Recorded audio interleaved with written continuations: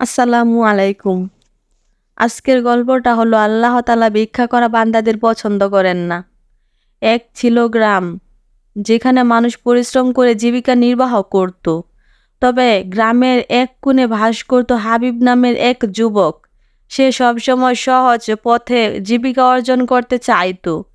সে কাজ না করে মানুষের কাছ থেকে ভিক্ষা চাইতে অভ্যস্ত হয়ে গিয়েছিল। প্রতিদিন সকালে গ্রামের বাজারে গিয়ে সে বসে থাকতো এবং মানুষ আসা যাওয়ার পথে তার কাছে সাহায্য চাইতো। অনেকেই তাকে কিছু দান করত। হাবিব মনে করত এভাবেই সহজে জীবনযাপন করতে পারবে। কিন্তু সময়ের সাথে সাথে গ্রামের মানুষ তার এই ভিক্ষাবৃত্তি দেখে বিরক্ত হতে লাগলো। একদিন এক ধনী বণিক বাজারে এলো। সে হাবিবকে দেখে জিজ্ঞেস করলো, তুমি তো যুবক, শক্তি সামর্থ্য আছে, কেন কাজ করে রোজগার করো না?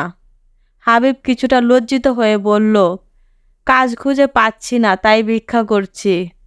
বণিক বলল, তুমি জানো কি, আমাদের প্রিয় নবী হজরত মুহাম্মদ সাল্লাল্লাহু আলাইহি ওয়াসাল্লাম বলেছেন যে যে ব্যক্তি নিজ হাতে উপার্জন করে সে আল্লাহর নিকট সবচেয়ে প্রিয়।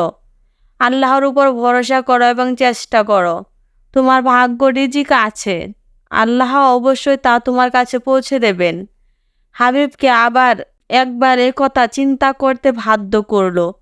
তারপর বণিক তাকে একটি কাজের প্রস্তাব দিল। আমার খেতে কাজ করতে পারো, সেখান থেকে রোজগার করে নিজের প্রয়োজন মেটাতে পারবে। হাবিব প্রথমে দ্বিধাগ্রস্ত হলেও অবশেষে সে রাজি হলো। দিন যতই যেতে থাকলো সে বুঝতে পারলো যে কঠোর পরিশ্রমের মাধ্যমে অর্জিত রিজিক কতটা মধুর। তার সম্মান ফিরে এলো। গ্রামবাসীও তাকে আবার ভালো চোখে দেখতে শুরু করলো। কয়েক মাস পর হাবিব নিজের একজন সৎ ও কর্মঠ যুবক হিসেবে গ্রামের কাছে পরিচিত হয়ে উঠল। সে নিজের হাতে উপার্জন করে আল্লাহর উপর ভরসা করতে শিখেছিল। তার জীবন বদলে গেল, আর সে কখনো ভিক্ষা করা পথে ফিরে গেল না। গল্পের শিক্ষা, আল্লাহ তাআলা ভিক্ষা করা পছন্দ করেন না। মানুষের উচিত পরিশ্রম করে হালাল উপায়ে জীবিকা অর্জন করা। ভিক্ষাবৃত্তি মানুষের সমাজে সম্মানহীন করে তোলে, অথচ আল্লাহ চায় যে মানুষ পরিশ্রমের মাধ্যমে রিজিক লাভ করুক। আল্লাহ রিজিকের মালিক, আর যে পরিশ্রম করে আল্লাহর কাছে থেকে সেই রিজিক লাভ করে। কিন্তু বর্তমানে বাংলাদেশের ভিক্ষা পেশায় পরিণত হয়েছে। আল্লাহ তাআলা আমাদের কঠোর পরিশ্রম করার তৌফিক দান করুক। আমিন। আসসালামু আলাইকুম।